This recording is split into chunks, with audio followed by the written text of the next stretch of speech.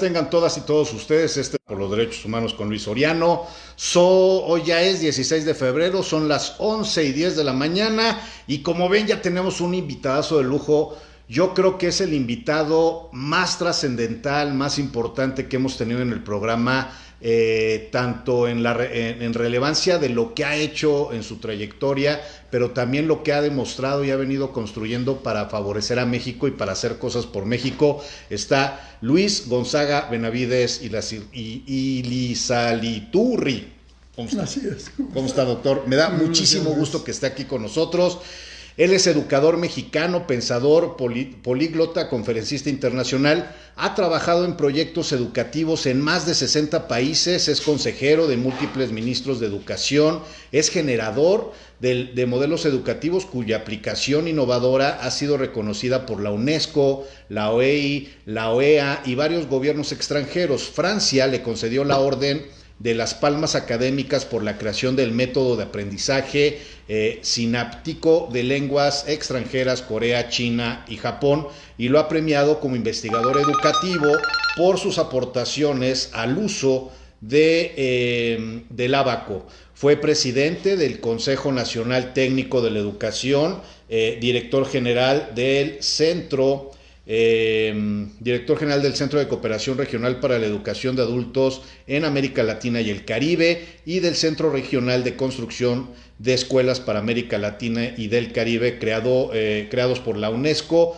Es el primero para la educación de los adultos y el segundo para la construcción de espacios educativos. Actualmente dirige el Centro Internacional de Prospectiva y Altos Estudios, el CIPAE, instancia de investigación y desarrollo educativo, con sede en Puebla, en donde precisamente estamos transmitiendo en este momento. El centro está vinculado con diversas universidades nacionales y extranjeras, así como organismos internacionales interesados en educación y arquitectura educativa. Además, promueve el desarrollo comunitario a partir de la metodología prospectiva que fue creada por CIPAE.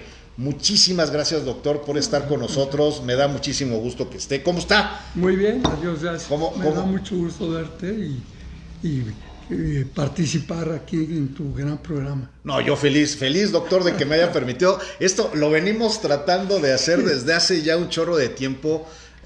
Tuve la oportunidad y el privilegio de conocerlo usted, doctor, hace algunos años, precisamente en el 2016, 17 más o menos, cuando ustedes fueron muy solidarios con todos los movimientos sociales que se estaban dando en el estado de Puebla a razón de la dura política que tuvo Rafael Moreno Valle en esos tiempos, y aquí fue sede de muchos eventos que tuvimos. Inclusive posteriormente tuvimos la oportunidad de platicar con usted y con muchos especialistas. Me acuerdo que estuvo Sergio Saldaña, ¿se acuerda? Sí, que trajimos aquí a Sergio, el que posteriormente terminó siendo el subsecretario de Energía a nivel nacional, y como él, muchísimos más. Hemos tenido reuniones bien interesantes con usted. Gracias, doctor, que esté aquí con nosotros. Pero pues hay que empezar por el principio, ¿no, doctor? ¿Le parece? Claro, por supuesto. ¿Quién es el doctor Benavides? Todo el mundo lo conocemos, sabemos quién es, pero ¿cuáles son sus orígenes? ¿Dónde nació usted? ¿Qué estudió?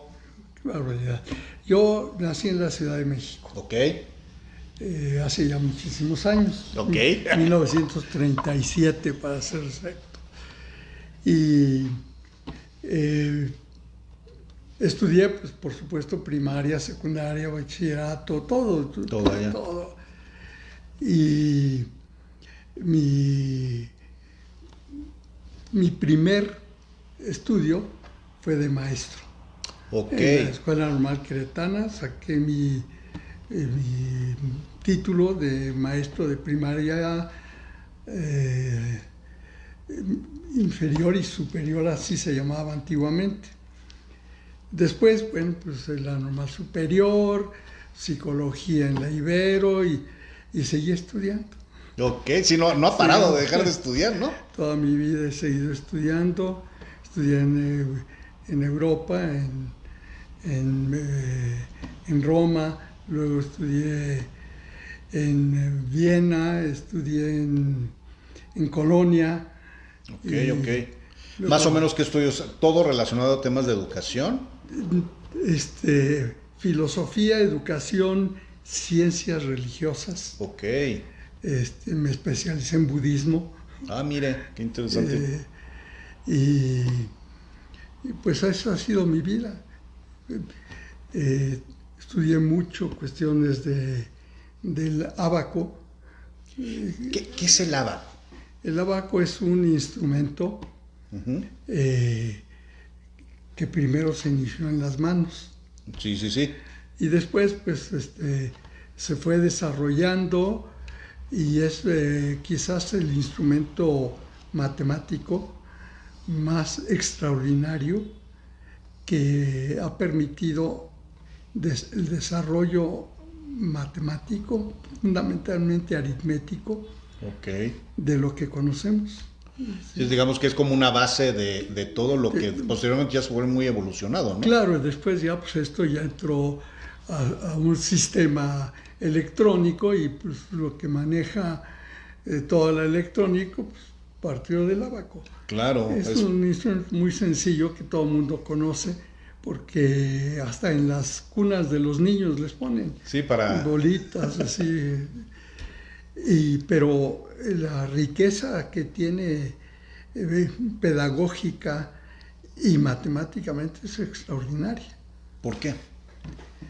Porque te da los fundamentos de todo el manejo numérico.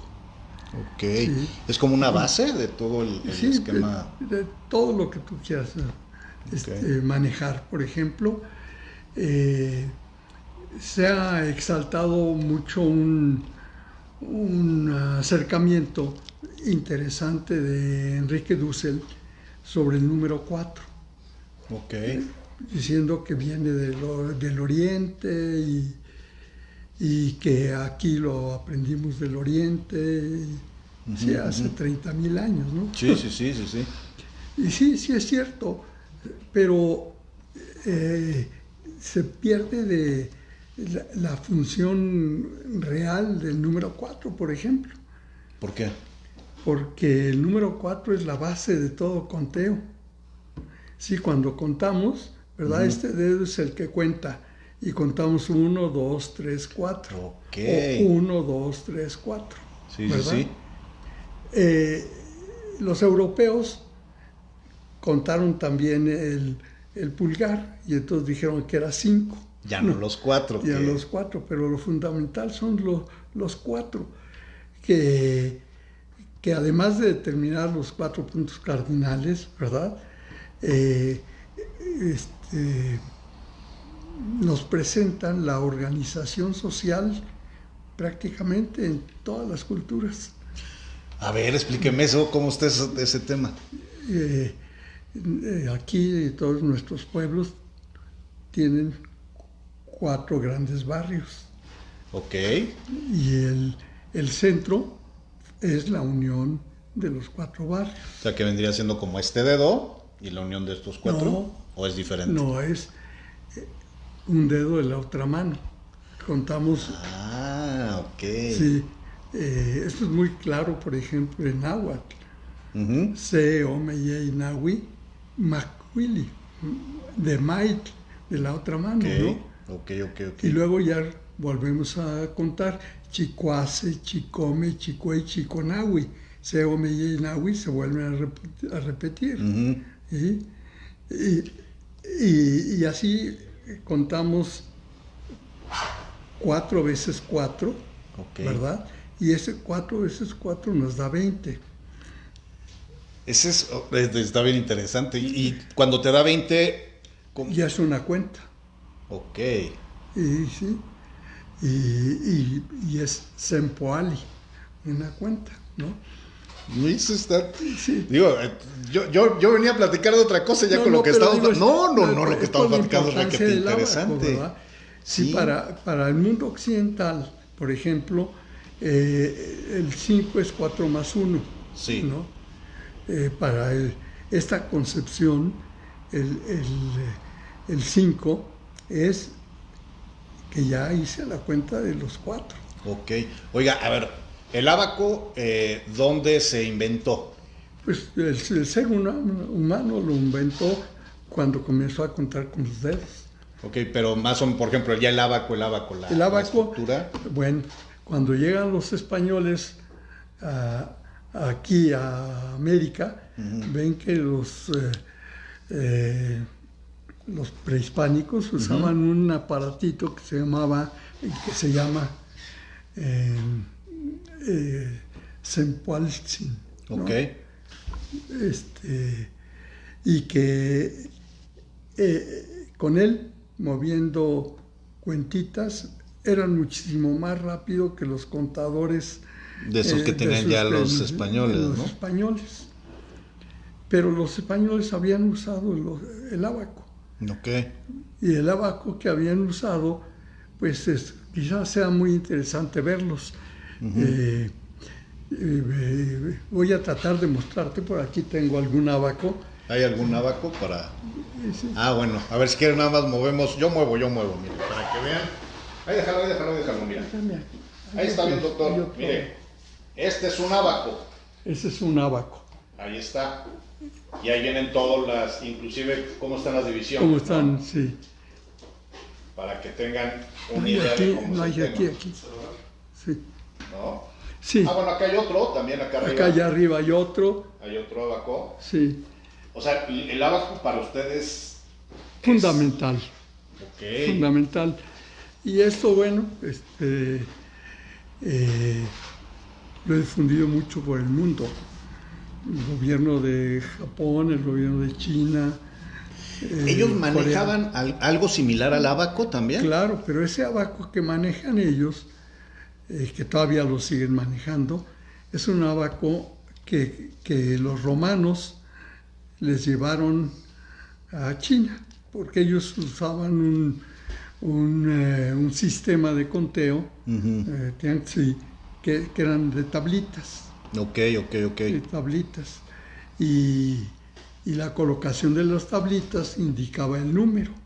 Es como el fundamento es el mismo. Es el mismo. La estructura el es mismo. lo que... Cuando ellos se dieron que se podían ligar las tablitas y poner cuentas, pues lo siguieron aprovechando. Luego eso se perdió en Occidente porque llegaron los árabes, ¿verdad? Y la cultura árabe no traía abaco. Comenzaba a escribir los números con símbolos. Sí, ya le daba un símbolo a cada número, ¿no? Y por eso los llamamos números arábigos, que no es cierto, claro, no son arábigos, pero... Sí, es como por esa situación. Porque nos metieron este sistema y por eso, por ejemplo, cuando yo hago una suma a mano, sumo de derecha a izquierda, que es como escriben los árabes, ¿no? Ajá, sí. Sí. Y no de izquierda a derecha. Como los occidentales, ¿no? Bueno, del lado occidental. No, nosotros escribimos de izquierda a derecha. En la escritura. Pero sumamos y multiplicamos de derecha a izquierda. Ajá. Al revés, porque lo aprendimos de los árabes. El ábaco lo que te da es que así como tú escribes de izquierda a derecha, trabajas de izquierda a derecha. Y eso es lo maravilloso de este instrumento. No, además, es bien interesante porque finalmente a lo mejor el fundamento es el mismo, pero son ábacos, al final es la misma estructura. Sí. Y en esos tiempos, pues, digo, a lo mejor los millennials hoy no entienden que no existía el internet, ¿no? No existían las redes sociales. Claro, no podías estar conectado de un extremo de un continente al otro. Y había muchas similitudes. Sí, muchas. ¿No? ¿Y en China traían este tema también? En China llega el comercio de la seda y ellos llegan con su aparatito, ¿verdad? El ábaco, que tenía una cuenta arriba y 4 abajo, ¿verdad? Pero que significaba el valor del dinero. Ok, ¿sí? A razón de lo que valía el dinero. Entonces una cuenta de abajo, por ejemplo, en el ábaco, cuenta vale 1, cada cuenta. Sí. En esta cuenta, este es el ábaco. Es la cuenta de arriba, ¿no? La cuenta de arriba vale 5. Así para que lo vayan viendo. La cuenta de arriba vale 5 y la cuenta de abajo vale 1. Entonces, en cada columna yo puedo escribir 4 y la de arriba solita y es Vale un 5. Y 5 pesos. Sí, sí, sí. Y luego, pues, tenemos billetes de 5 pesos. Ajá. Y luego, 5 más 1, 5 más 2, 5 más 3, 5 más 4 me da 9. Si está vacío, es 0. Sí, sí, sí, claro. Ok, Bueno, ok. pero ok. el 0 no se manejaba conceptualmente en Europa. Sí, era la inexistencia de ese número, ¿no? Pero en el abaco sí se manejaba el 0. Miren, Y este es entonces está bien bonito. viene aquí el sistema decimal, ¿verdad? Aquí podemos poner unidades. Aquí hay un puntito, unidades. Luego la siguiente será decenas, centenas, ¿no? Sí, acá aparecen, digo, no lo ven desde allá, pero acá aparecen unos puntitos, ¿no? Cada 1, 2, 3, 4, 5... No, cada 3. Cada 3, porque son las unidades. Ok. Entonces yo puedo comenzar donde yo quiera, Va. pero a la derecha serán decenas y a la derecha serán centenas. Ya. Y luego otra vez unidades de millar. Y es un sistema que hoy las computadoras de repente desarrollan, pero lo tenía uno en un abaco, ¿no? En abaco, sí. Yo sabía del abaco nomás para contar como en la primaria que nos decían, a ver, 1, 2, 3, 4, 8, cuenta 8. Ya, sí, pero bueno, es toda una ciencia. Ese abaco es un abaco el que nosotros heredamos, ese de 10 en las escuelas, es un abaco ruso que se llama Shoti. Oiga, y es increíble que había abacos a lo mejor en muchos lugares. Lados, por supuesto. Pero no existía una conexión de culturas. No. O sea... Es natural, ¿verdad?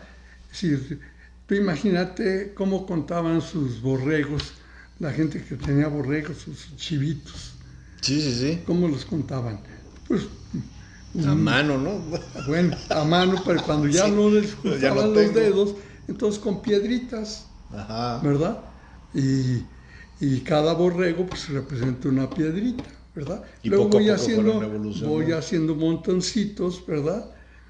Y ya sé cuántos borregos tengo. Es una conexión natural del ser humano, ¿no? Del ser humano. Entonces, los números no existen en las cosas. Sí. Existen en nosotros. Sí, nosotros generamos una concepción para entenderlo, ¿no? Sí, asignamos números a las cosas, ¿verdad? Y así, de alguna manera, podemos tener un cierto control de la realidad, ¿verdad? Y traducimos pues, cosas que están en nuestro entorno, tratamos de generar códigos para entenderlos, claro, ¿no? Por supuesto. Y entonces vienen mecanismos en los cuales yo puedo sumar, en los cuales yo puedo restar, y luego pues puedo multiplicar, puedo dividir. Raíces, y empieza todo el tema, comienza, ¿no? Sí, luego comienzo a dividir, a clasificar números, ¿verdad? Los que tienen pareja y los que no tienen pareja. Sí, ya pares, impares. Pares, y puedo comenzar a jugar con esa diferencia, ¿verdad? Sí, no, pues es interesante. Sí. Oiga, doctor, hay temas bien interesantes ahorita con lo que nos platica, porque, a ver, ha estado estudiando, lo que platicaba, estuvo estudiando en muchos lugares del mundo, tuvo la oportunidad de socializar con otras culturas, porque también el tema de poder ir a estudiar a otros lugares es que te abre la mente, claro, ¿no? Y no te quedas con una cultura de tu entorno, ¿no? de tu aldea. Claro.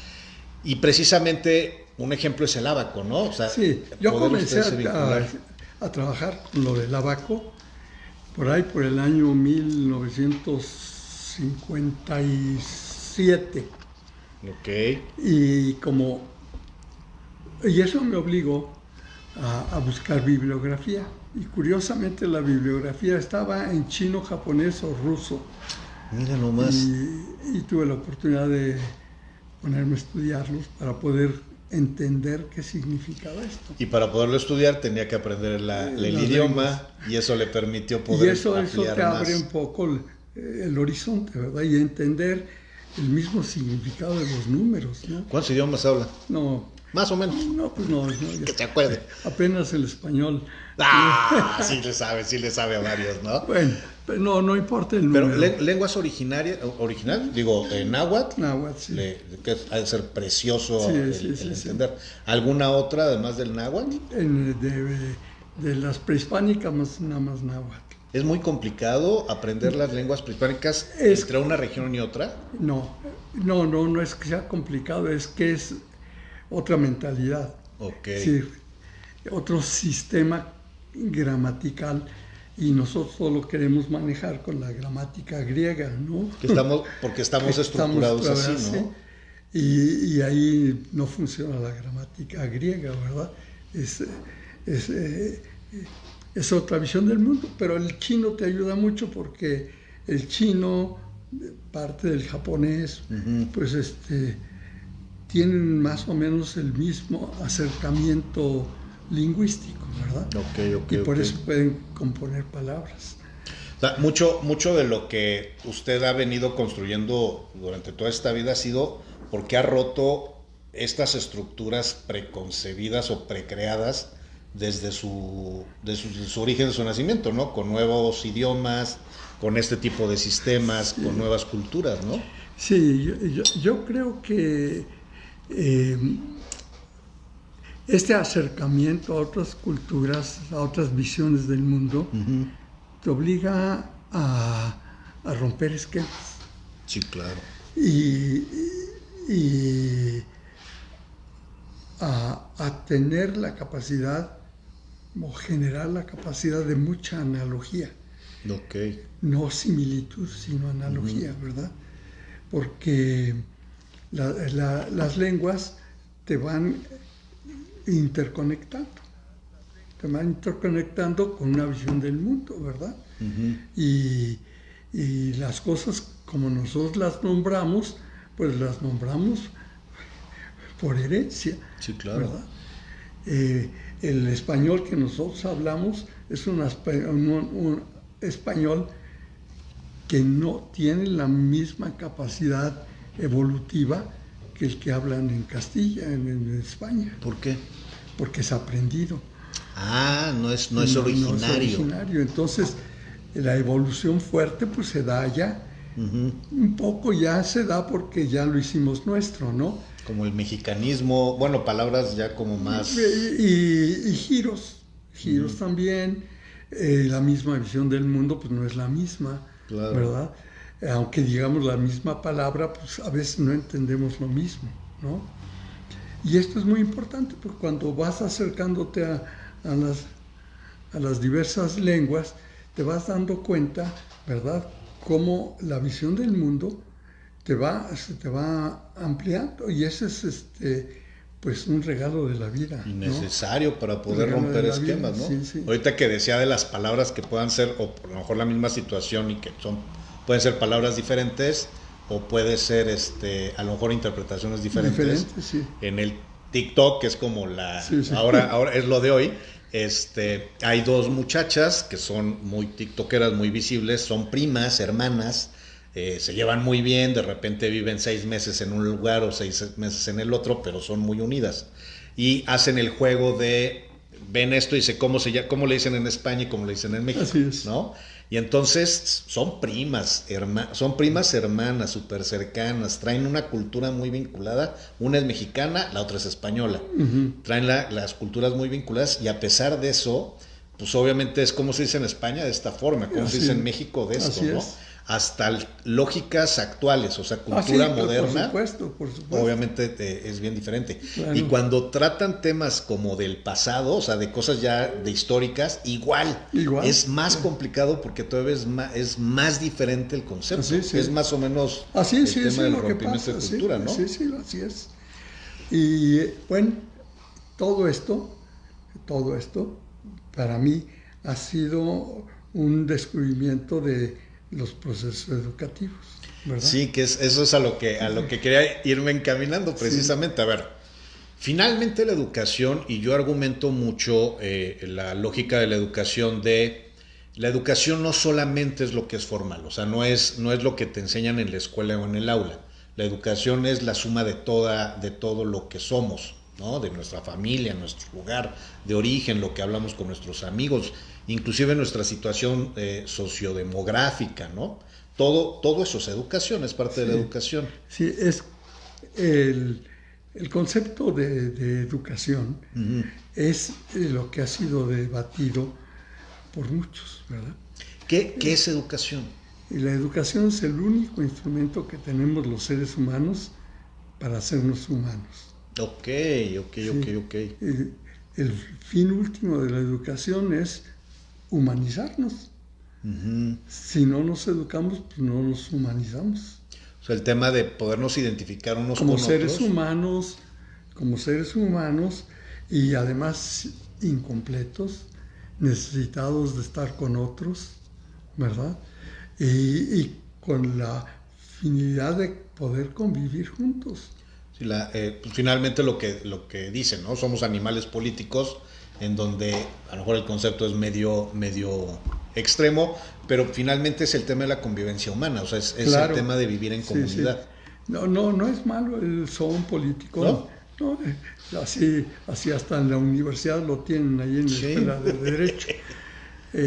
No, son político es una definición muy interesante que hicieron los griegos.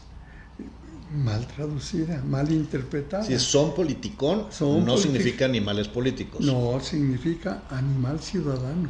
Ok. Que vive en la polis, ¿verdad? Ajá. En la ciudad. En la ciudad. Sí. Ok, sí, digo, para empezar. Y por eso es capaz de hacer ciudades, ¿verdad? Y la ciudad es la unión de... La unión donde convivimos, ¿verdad? Como comunidad. Y esa que llamamos ciudad nos hace ciudadanos, ¿verdad? Oiga, la concepción esta o sea, es que la forma de cómo usted ve la vida es la forma en cual también ve la educación. Por supuesto. Y eso lo distingue o lo ha distinguido usted desde hace muchísimos años, muchísimas décadas de muchos especialistas en educación pedagógica, o sea, como que la educación, de la estructura de la educación, sin usted se vuelve un especialista en educación social, comunitario, y entonces empieza a ver que la educación no tiene que ser solamente como se está dando, sino que tiene que tener otros niveles. Sí, bueno, esta es la gran lucha que ha habido, por ejemplo, entre la UNESCO y el Banco Mundial. Ok. ¿Verdad? Y que se ha dado desde siglos, ¿verdad? Por eso inicialmente fue la Iglesia en el mundo occidental la que se encargó de la educación, ¿verdad? Fue generando procesos educativos sin pensar, pero que abarcaban la totalidad de la vida. Okay. Pero puso escuelas, ¿verdad?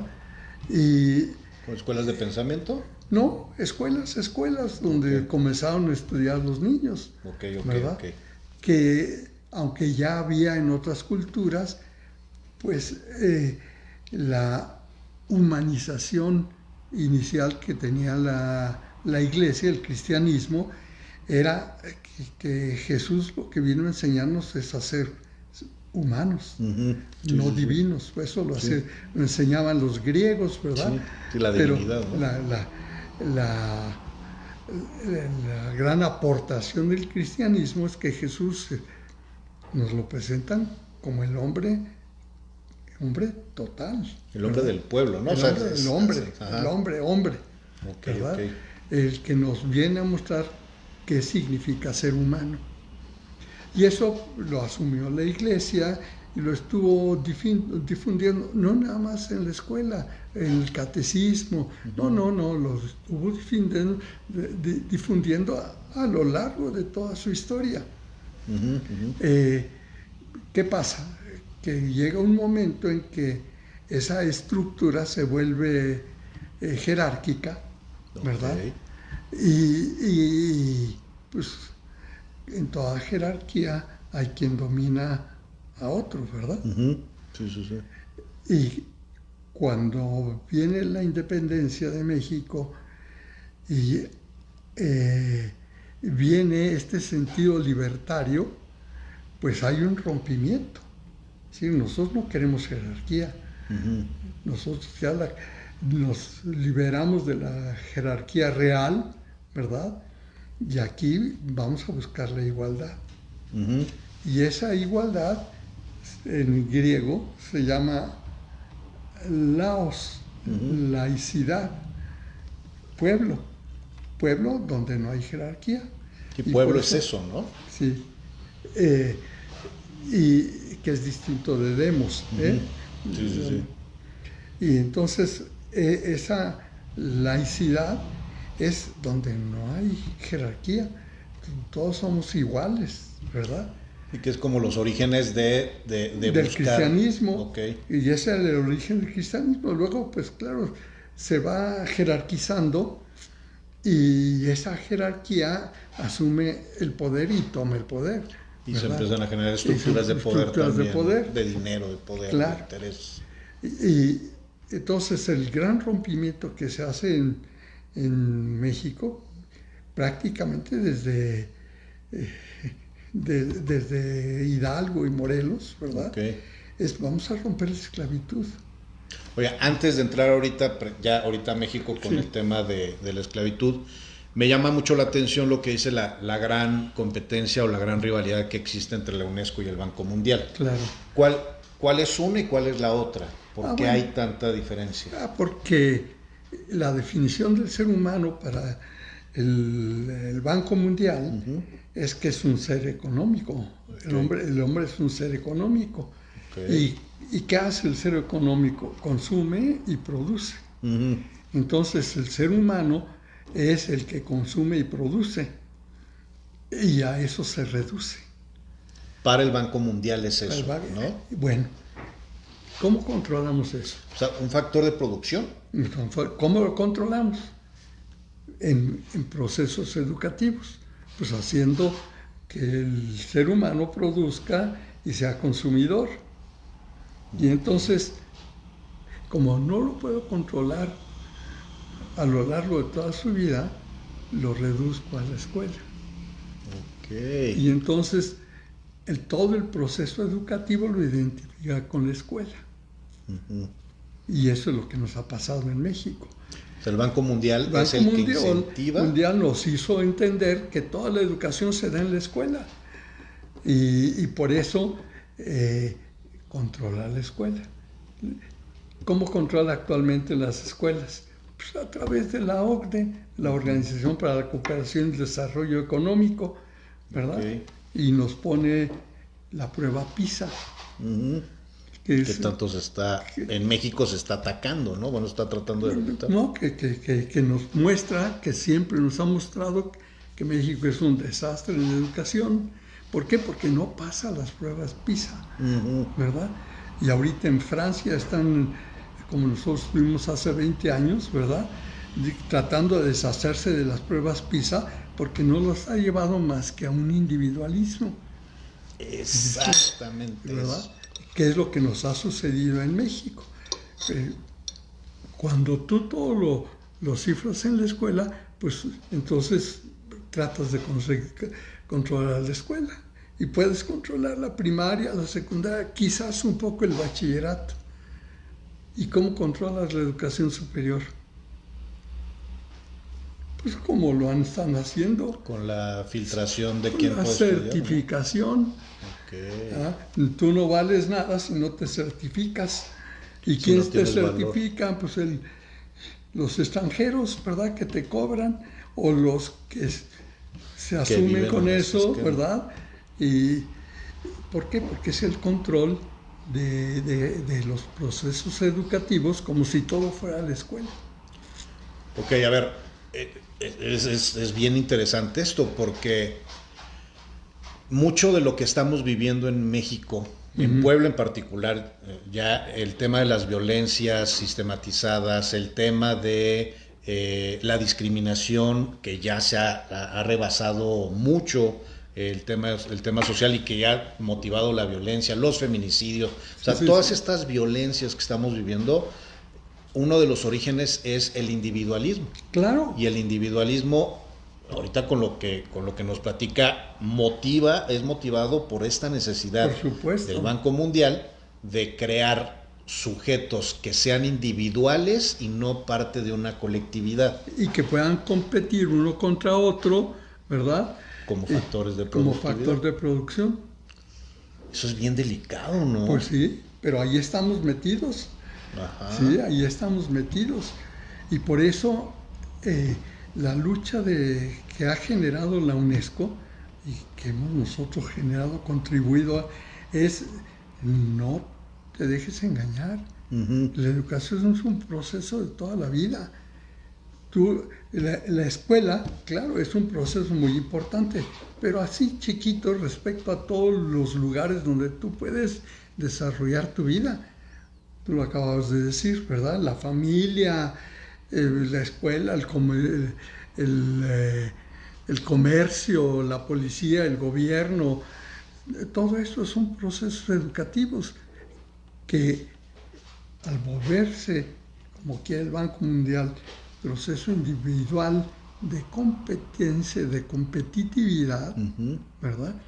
Se pierde el sentido de la convivencia. Ahora, traducido esto que usted está platicando, es, a ver, yo me acuerdo que se potencializó mucho desde el gobierno federal, de Salinas de Gortari para Peña Nieto, fue como un periodo muy fuerte en donde tenía mucha incidencia el Banco Mundial, en donde tenía mucha incidencia en muchas áreas, pero principalmente en el tema de la educación. Por supuesto. Situaciones delicadas como el buscar ya privatizar la educación pública a través de las organizaciones estas de padres de familia, los préstamos, o sea, hubo muchas estrategias. Pero el objetivo era ese, era provocar que se rompiera con cultura, con colectividad, porque algo que Latinoamérica sí vive y que lo trae de manera cultural es vivir en lo colectivo. O sea, nosotros somos, a diferencia de a lo mejor de los europeos o los americanos, los latinoamericanos somos de nuestra comunidad. Claro, así ¿no? es. Y eso es lo que quiere romper el Banco Mundial. Claro, por supuesto. Y esto es muy importante porque ¿quién fue el primer secretario de Educación de Salinas? Ay, sí, no me acuerdo. Fue el licenciado Manuel Bartlett. Ok. El licenciado Manuel Bartlett tiene un sentido de lo humano, sí, porque es constitucionalista. Sí, y trae el nacionalismo muy marcado. Y la Constitución. Uh-huh. Entonces, en los 3 primeros años que estuvo, él justamente rompió con esta visión por eso, ¿no?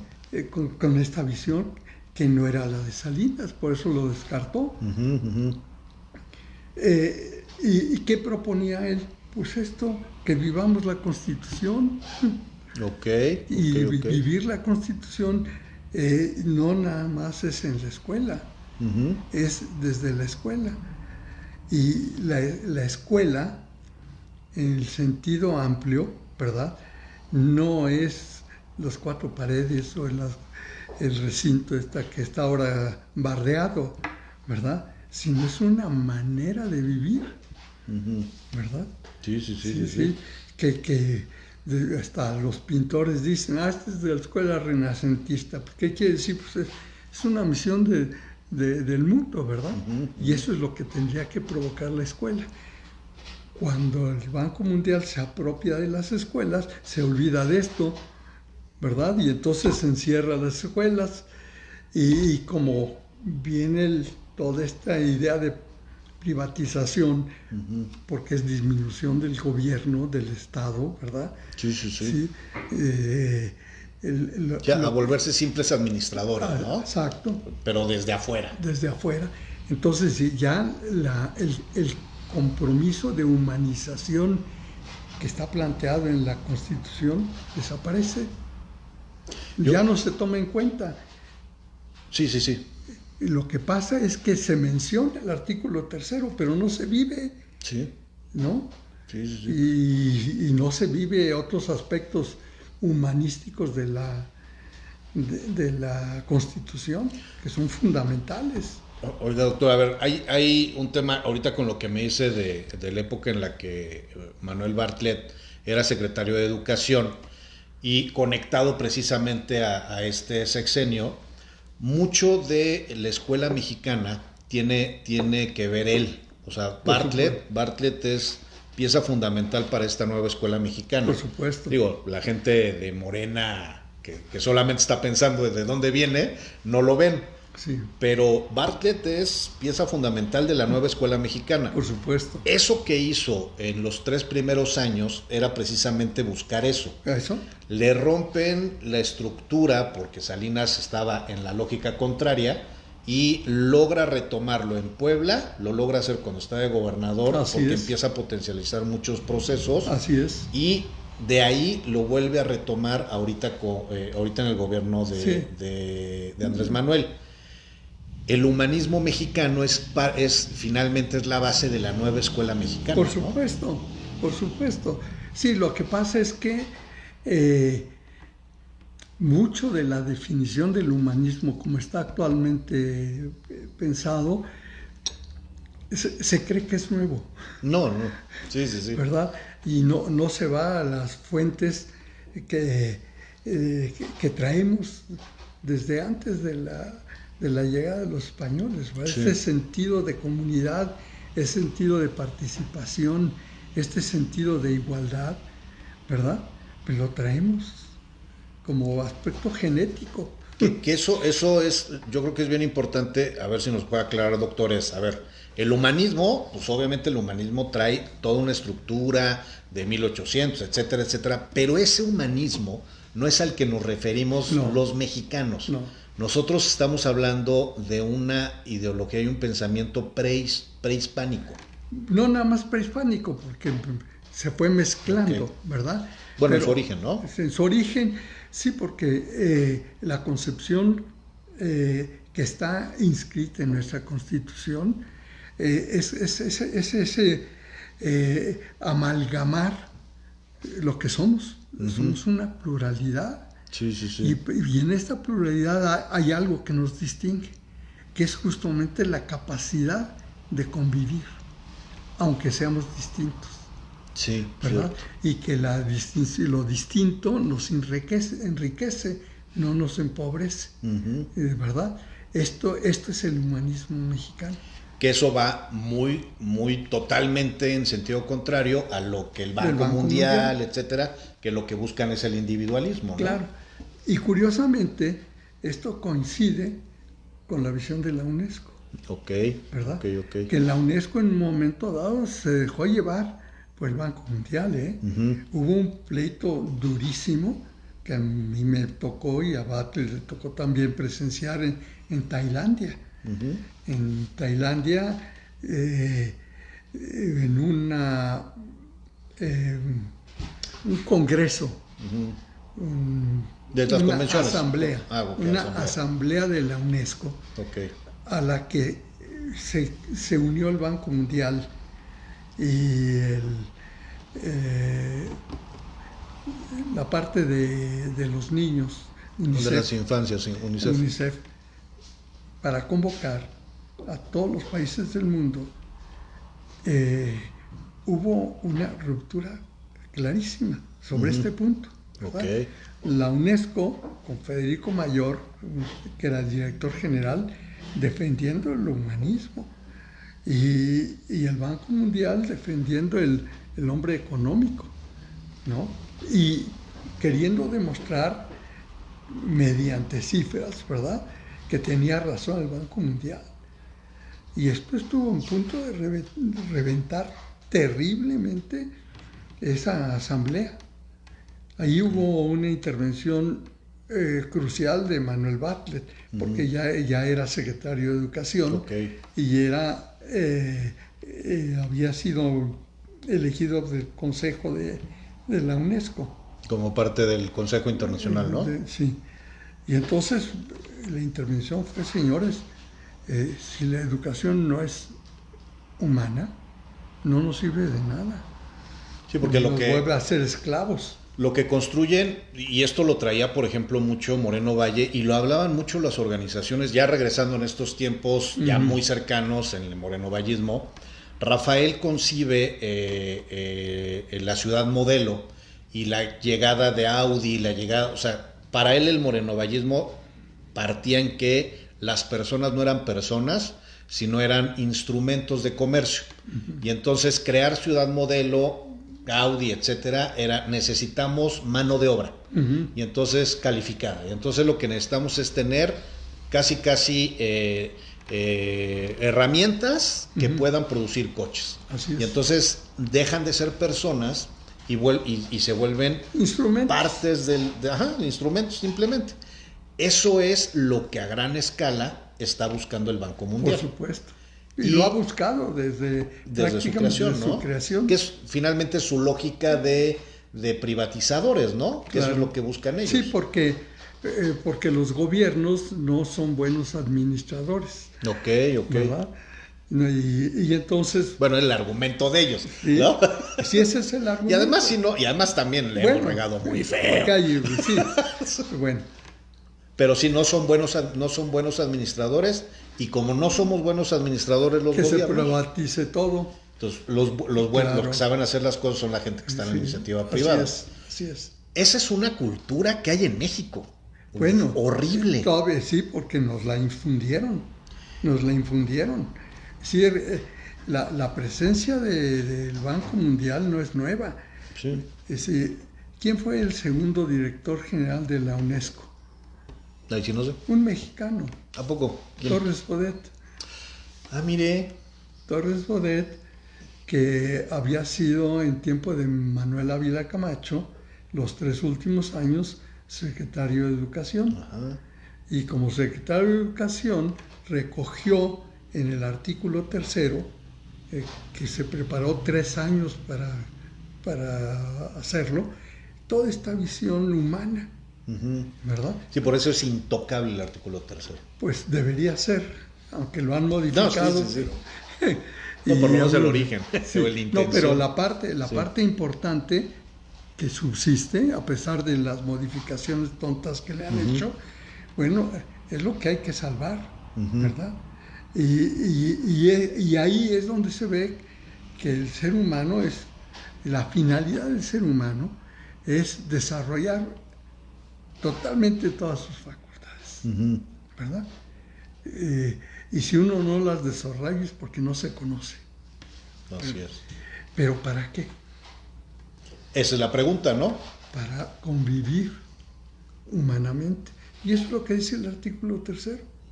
Tiene una sana convivencia. Ya vinculado a la modificación que hubo en el 2011 con el tema de derechos humanos.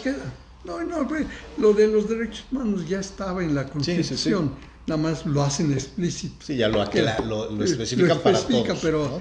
Pero ya estaba en la Constitución. Con la existencia del artículo 3, el 19, o sea, ya el agrario. El 39, que es el más importante, ¿verdad? No, pues que la soberanía reside en el pueblo. Sí, el pueblo, para el pueblo y con el pueblo. Sí, no, pero ese y todos los demás derechos humanos que existen, ¿no? El derecho agrario, el derecho al agua, ya existían desde el 17, ¿no? Sí. Oiga, doctor, el tema de la educación es fundamental en el Estado, en el país, para poder romper precisamente con estas tradiciones neoliberales que, dicho sea de paso, mucho de lo que estamos hablando de lo que es el Banco Mundial, con lo que es la UNESCO, es el juego de entender que, por un lado, el Banco Mundial busca la privatización, la individualización, y otros organismos buscan la colectividad. Es traduciéndolo a lo que de repente es lo coloquial, es el neoliberalismo es precisamente el neoliberalismo es lo que busca el Banco Mundial, ¿no? Sí. Que es tanto de lo que se está hablando. Y enfrente tenemos a este pensamiento colectivo, pensamiento... Sí, que no deja de lado lo individual. Sí, que se fortalece, ¿no? De hecho. Sí. Por eso el individuo, sí, pensado, tiene que desarrollar todas sus facultades, pero el para qué es el importante, para que pueda vivir. Y le ponen ahí 2 adjetivos importantes, ¿verdad? para amar a la patria, que se pierde cuando tú te vuelves individualista, ¿verdad? Si tú tienes que desarrollar tus facultades porque esto te da amor a tu terruño, claro, ¿verdad? La patria la construimos nosotros. y la patria somos nosotros. Somos nosotros, ¿verdad? Y eso, y de ahí surge el patriotismo, ¿verdad? Que se desprecia. Ay, muy patriota, ¿verdad? Hay muy patriota, te dicen. Sí. Pero sí, la patria es eso, ¿verdad? Y el historiador González decía también la matria. La matria, ¿verdad? Sí, la sí, matria, que es el terruño donde yo nací, que no me pertenece, pero yo pertenezco a ese terruño. La Pachamama, o sea, Exacto. todo el sentimiento. Y esto es la gran herencia prehispánica, ¿verdad? La madre patria es nuestra tierra. Y por eso los que están en el extranjero siguen pensando y mandándonos dinero para su patria. Y para su tierra, ¿no? Para que su por eso tierra. decimos nuestra tierra, ¿no? Claro. Oiga, es bien interesante, primero entender como la parte ideológica, como cómo tenemos que entender y cómo tenemos que ver las cosas. Pero ustedes acá, en el centro, están generando una estructura que tuvimos la oportunidad de tener un curso con ustedes, en donde ustedes de manera orgánica, pero con una estructura y con sistema, la generación de organizaciones, la generación de estructuras, precisamente el volver a generar un tejido social, Claro. desde células, grupos, sectores muy particulares. Me llamó muchísimo la atención la otra vez que tuvimos este curso, esta plática con ustedes, y me gustaría que nos platicara, si quieren, de manera amplia, y ya vamos entrándole a la particularidad. ¿Se puede? Claro. ¿Qué es? Sí. Los procesos educativos son de toda la vida. Sí. Es decir, nunca puedes estar satisfecho de ser plenamente tú. Siempre puedes ser mejor. Sí. Y en este proceso es lo que te permite ser con otro, ser para otro, hasta ser en otro, ¿verdad? Que es lo que te genera tu propia historia. Sí. Entonces nosotros somos esta historia que hemos estado construyendo de nosotros mismos. Mientras más la abramos, mientras más quepamos, ¿verdad? En una sociedad, somos más nosotros mismos. Ok. Cada quien, ¿verdad? Sin perder quiénes somos. Claro. Y apoyando al colectivo en el que vivimos, ¿no? Porque cada quien tiene su propia historia. Y esa historia es única e irrepetible. Sí. Porque eres tú, porque soy yo. Claro. ¿Verdad? Ahora, esta historia está compuesta de nuestro tiempo. Y nuestro tiempo lo compartimos. Y al compartirlo, la historia es tuya y mía. Sí, ya se vuelve de nosotros. Lo que estamos ahorita haciendo es eso, compartir un nosotros. Y la gente que nos está viendo se también, suma también. porque nos está dando lo más valioso que tiene, lo único que es personal, su tiempo. Claro. ¿Verdad? Y nos estamos construyendo de esta manera como seres humanos. Bueno, esto es lo que nos permite convivir, que vamos haciendo nuestra historia. El pueblo es el soberano solamente si se organiza, porque si no, no es pueblo. Sí, claro. ¿Verdad? Son individuos regados unos por otro lado, cada quien buscando su interés o su sobrevivencia. Que es precisamente lo que buscan estos grupos, ¿no? Sí, de poder. O la defensa de su pequeñísimo yo. Sí. Entonces, ¿qué es lo que nosotros decimos? Bueno, mientras no haya un verdadero tejido social iniciado desde la familia, desde la vecindad, desde la ciudad, tu propio terruño, ¿verdad? Mientras no haya esa historia que vamos tejiendo común, ¿verdad? Con un proyecto, una visión de un futuro que queremos, ¿verdad? Pues vamos a vivir del pasado. Claro. ¿Verdad? Y vivir del pasado que ya no existe es vivir de la nada, ¿verdad? Vivir en la depresión. Sí, ¿no? ya no existe. Sí. Entonces, lo que nosotros creemos, ¿verdad? Y no nada más nosotros, si es toda la gran transformación que nos trajo desde antiguo, ¿verdad? Todos los seres humanos que han buscado el desarrollo del ser humano. Sí. Es la convivencia. Uh-huh. Pero para que esa convivencia tenemos que tener una visión común. Uh-huh. Así es. Y es más lo que nos une en el futuro que lo que nos divide. Claro. Sí, por eso lo que nosotros pretendemos es que podamos estructurarnos con una visión de futuro común, Okay. no impuesta desde fuera, sino decidida por nosotros, ¿no? Y claro, esto ya nos da una organización porque nos da un para qué, y un para qué que es común. Y algo que nos vincula. Que nos vincula unos con otros. Okay. Y eso es lo que nos da, decimos nosotros, le da sabor a nuestra vida. Uh-huh. Si no es una vida insípida, una vida que se acaba y ya. Uh-huh.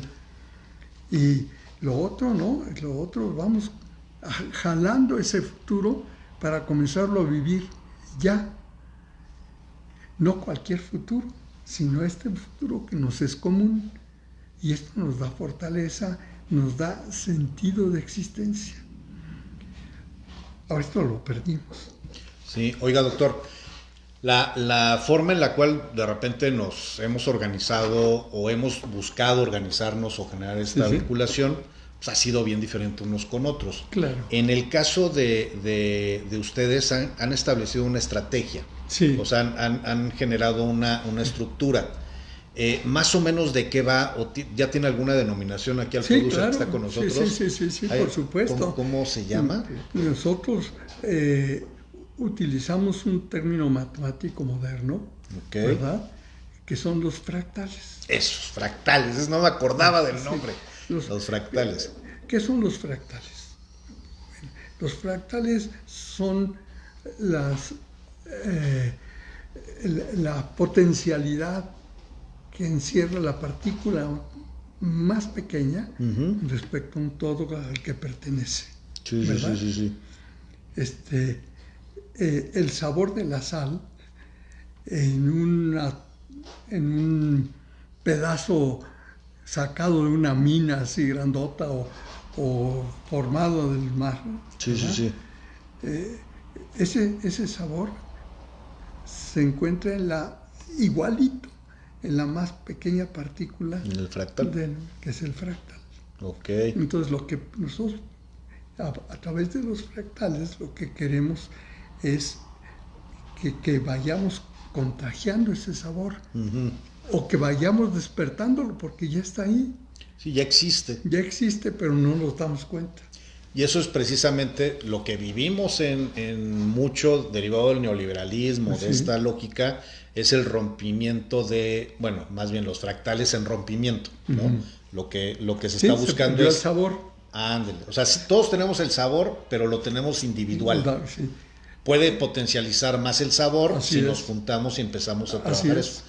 Eso se vivía en el mundo prehispánico de México, se vivía inclusive cuando se dio la revolución, la independencia, claro, por supuesto. Inclusive todavía en el movimiento del 68, todavía en estos años se vivía esto. Sí. Se empezó a romper mucho desde la llegada del neoliberalismo, ¿no? Así es. Que era precisamente el tema de rompamos por protección de. Claro. Si es por ahí. Así es.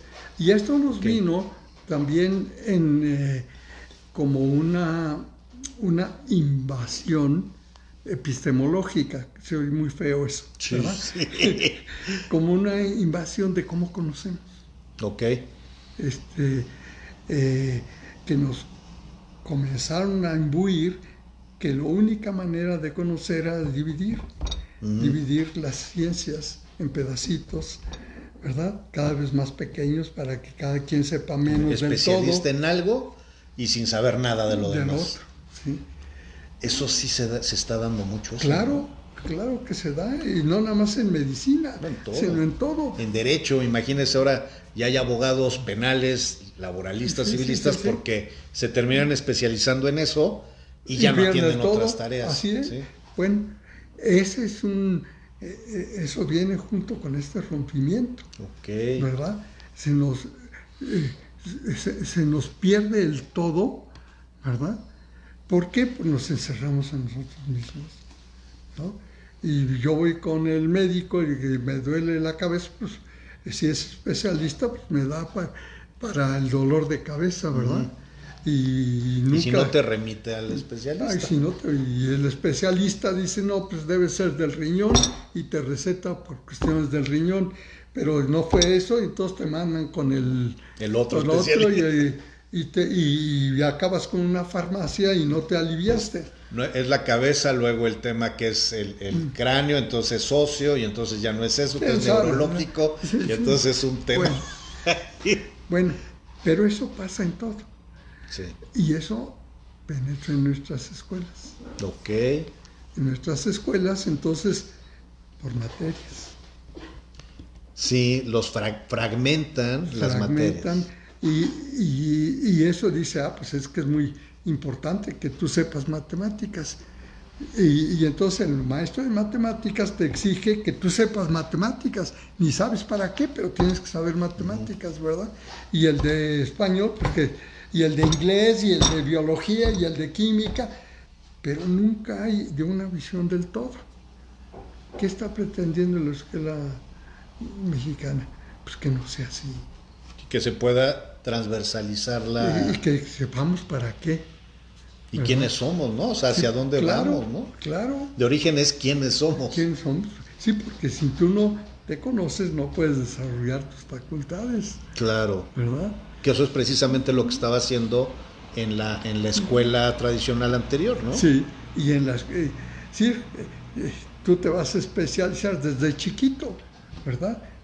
A ser obrero de Audi. Así, a ser obrero de Audi, o a ser albañil, ¿verdad? Ya. Estás en eso. Estás en eso.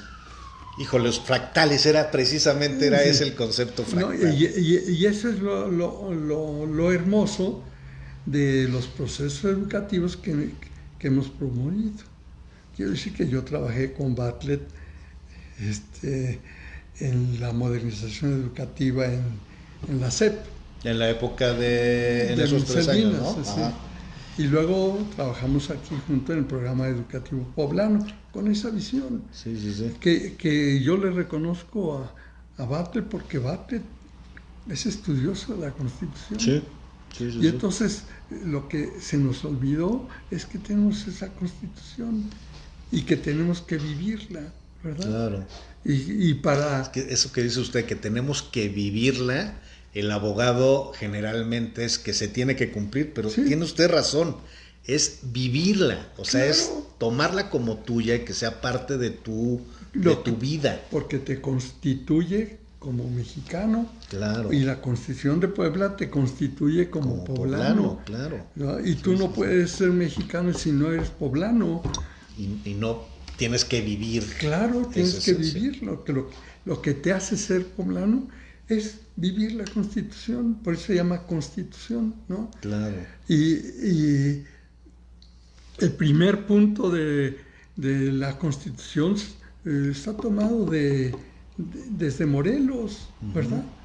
No seas esclavo de nada ni de nadie. Sí. Y no hagas a nadie esclavo. En cambio, el neoliberalismo es sé esclavo de tu trabajo, sé esclavo de tu horario, sé esclavo, ¿no?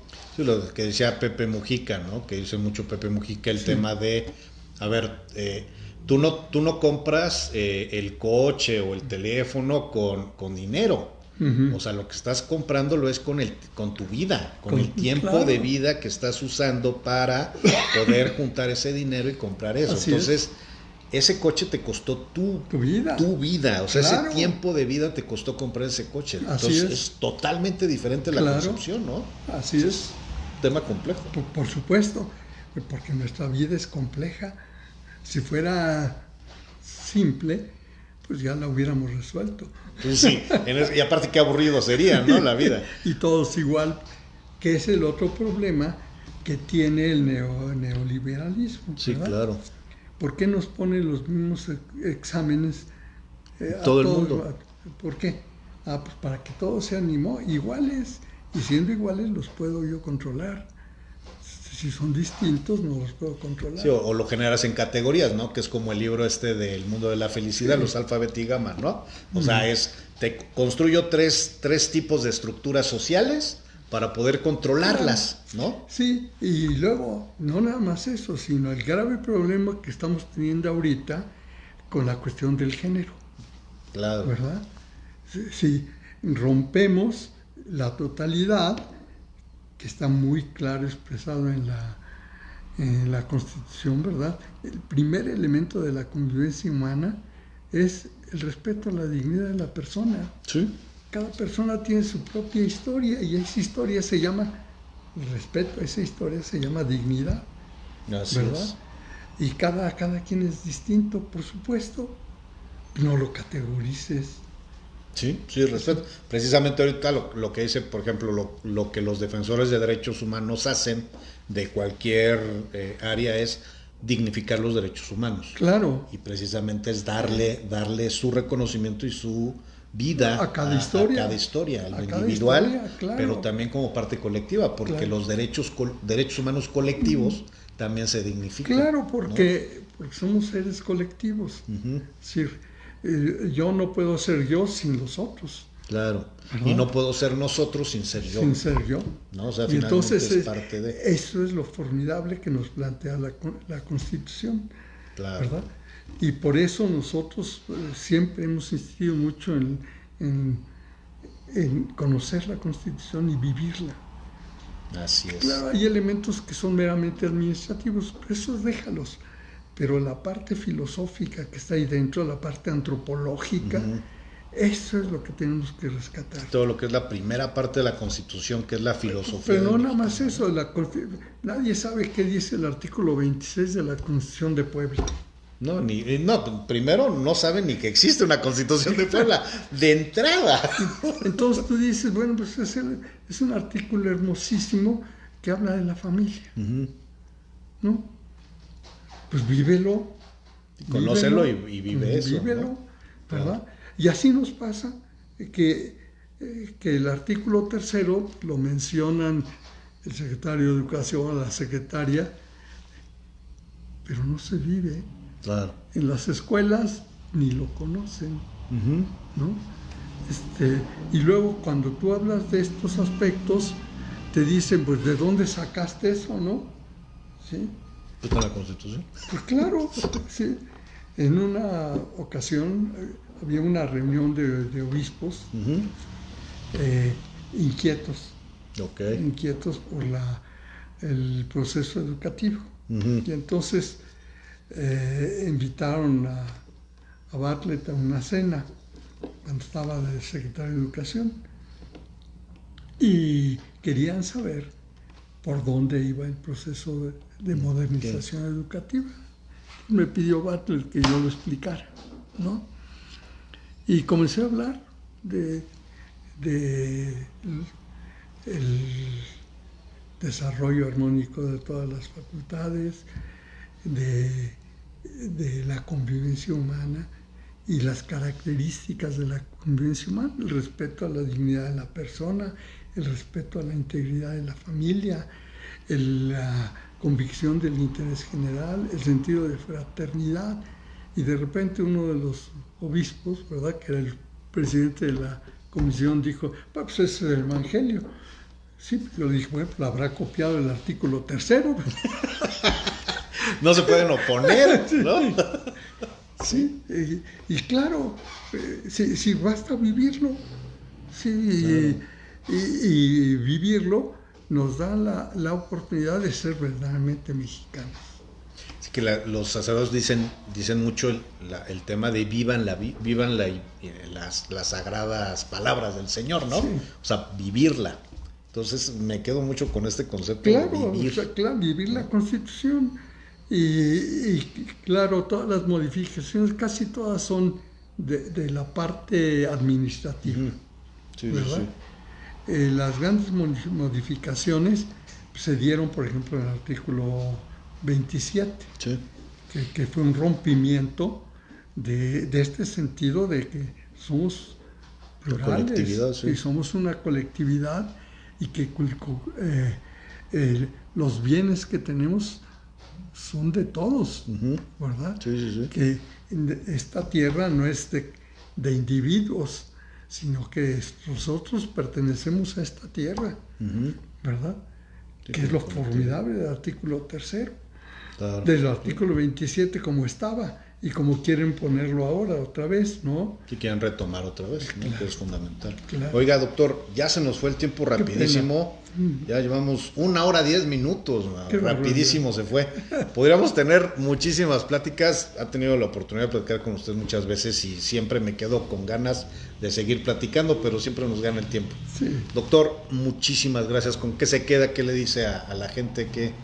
Pues que conozcamos nuestra Constitución y la vivamos, particularmente aquellos artículos que nos permiten ser nosotros mismos, tejer nuestra historia juntos. Doctor, gracias.